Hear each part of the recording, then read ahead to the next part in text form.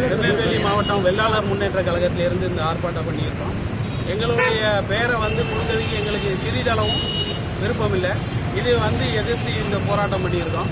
இது மூலமாக தமிழக முதல்வர் கவனிப்பார் அப்படிங்கிற முறையில் பண்ணியிருக்கோம். எந்த விதத்துலையும் எங்கள் பேரை நாங்கள் கொடுக்கறதுக்கு ஒருபோதும் அனுமதிக்க மாட்டோம். என்ன பேர் என்ன அனுமதிக்க வேளாளர் பட்டத்தை இவங்க நாட்டு சமுதாயத்தினர் கேட்கிறாங்க. வேளாளருங்கிறது வேளாண் குடியை சேர்ந்தவங்க, அது ஜாதி கிடையாது அப்படிங்கிறது அவங்களோட கோரிக்கையை வச்சுட்டு அந்த பேர் வேணும் அப்படின்னு சொல்லி கேட்டிருக்கிறாங்க. நீங்க அதை ஜாதின்னு சொல்றீங்களா? அது எப்படி? வேளாண் குடி செய்யறவங்க தான் வேளாளர்கள். இது ஜாதி பெயர் கிடையாது. பாரம்பரியமா வந்துட்டு இருக்க பேரு தான் இது. நீங்களும் நானும் மாத்தி வைக்கல. பட்டத்தை நாங்க கேட்கல. தாத்தா முப்பாட்டம் காலத்துல இருந்து இந்த பேர்ல தான் வாழ்ந்துட்டு இருக்காங்க. அவங்களுக்கு இந்த பேர் கிடையாது. இப்பதான் புதுசா கேக்குறாங்க அவங்க. நாங்க புதுசா கேட்கல. எங்களோட அடிப்படை தாத்தா முப்பாட்டம் காலத்துல இருந்து உள்ள பேர் அது.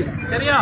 அவங்க அவங்க சமுதாயத்துல இருக்கிற பேரை மாத்தணும் அப்படிங்கிறக்காண்டி கேக்குறாங்க.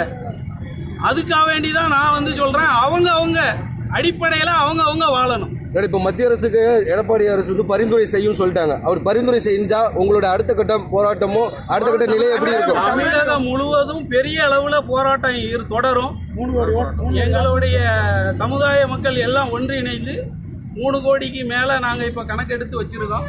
மக்கள் அனைவரும் எல்லா மாவட்டங்களிலும் பெரிய அளவுல போராட்டம் பண்றதுக்கு நாங்க ரெடியா இருக்கோம். வரக்கூடிய சட்டமன்ற தேர்தலில் புறக்கணிப்பு அப்படி எதுவும் அறிவிப்பு? கட்டாயமா எங்களுடைய அடிப்படை நாங்க விட்டு கொடுக்க விரும்பல. எங்களுக்கு அடிப்படைக்கு என்ன ஒரு பாதகம் வந்தாலும் அதை எதிர்த்து நிக்கிறதுக்கு நாங்க தயாரா இருக்கோம். இல்ல தேர்தல் புறக்கணிப்பு கட்டாயமா தேர்தல் புறக்கணிப்பு எல்லாமே இருக்கும்.